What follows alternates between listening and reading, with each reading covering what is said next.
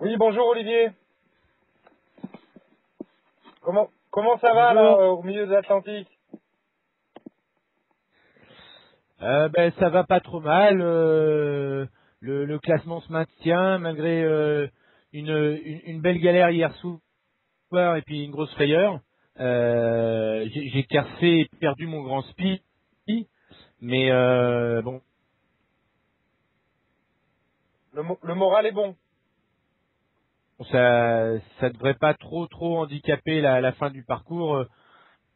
Je t'entends plus Olivier. Je vous entends à nouveau. Ah bon, alors on reprend. Donc tu disais que tu avais cassé un spi, mais que ça t'handicapera pas trop parce que tu tireras pas sur ces allures-là, quoi. Je te laisse me brosser un peu le portrait de la fin de course alors.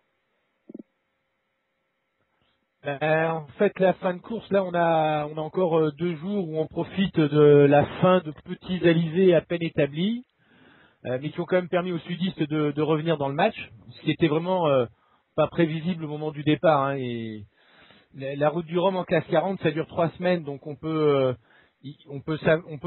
faire des bons choix réfléchis pour la première semaine. Pour la deuxième, on est un peu dans l'expectative. La troisième semaine, c'est un peu la loterie.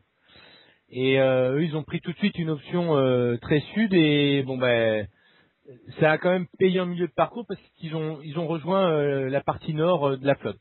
Ouais. Et alors là, on va nous depuis 48 heures là, j'avais rejoint cette partie un peu plus sud. Donc je me retrouve à peu près au milieu entre les nordiques et les sudistes et on va tous se retrouver ensemble à partir de demain après-demain le dernier chousse vers la Guadeloupe. D'accord, d'accord. Alors sans alizé, avec un vent très compliqué, il y a un peu de dépression tropicale, il y a des ondes d'est, il y a des endroits de pétole. Ça va être un endroit, il va y avoir des gros coups à faire. Le, le, le tiercé gagnant, il est pas facile à donner là, hein. Bon, ben, on te souhaite d'être dedans et ou le plus proche en tout cas. C'est vrai que le SPI là, hier, ça a été un peu chaud parce que donc le bateau est parti au lof. Le claqué et donc quand je suis sorti du bateau, ben il y avait plus que des lambeaux par terre, Aïe aïe aïe. dans l'eau. Donc c'était impossible à ramasser.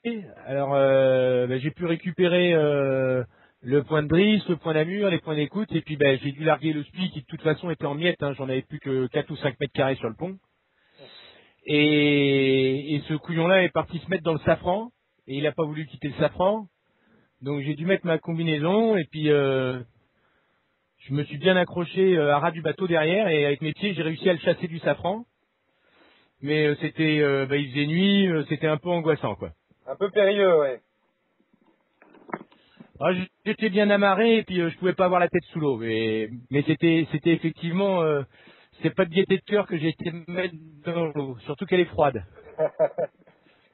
Bon, et tu as remarqué que tu avais un fan club qui grossit de jour en jour. Ah bah ouais, Jean-Paul, là, mon associé chez Grassi Bateau, il passe une bonne partie de sa journée maintenant à traiter les mails qui arrivent, à enlever des choses qui sont un peu trop lourdes pour passer par le satellite et à me les envoyer. Donc en moyenne, j'ai une bonne heure de lecture par jour. Alors avec tout le temps des gens nouveaux, c'est super sympa et à chaque fois c'est beaucoup d'émotions à bord quand je les lis.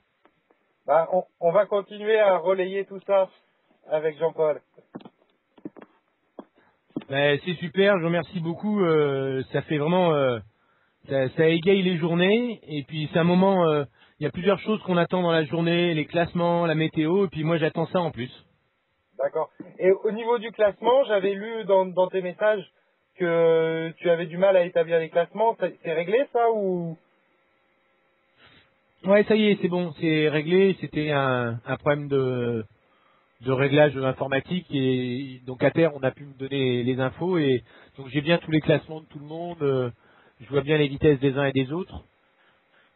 Donc bon, c'est pas trop important pour le début de parcours. Pour la fin du parcours, pour commencer à marquer les adversaires et puis garder la place que l'on a, au moins pas en perdre, c'est très important. Mhm. Et puis la petite avarie sur le roof est réglée? Oui, en effet, j'ai mis un pansement extérieur à l'intérieur, parce que c'est pas réparable comme ça en mer. Là, il y a un beau travail de chantier à faire. Et puis, mon système de palan a bien remplacé le point de tir. J'ai Bon, également réparé mes drisses qui étaient abîmées. Là, j'en avais 3 d'esquintés. Donc, tout va bien. À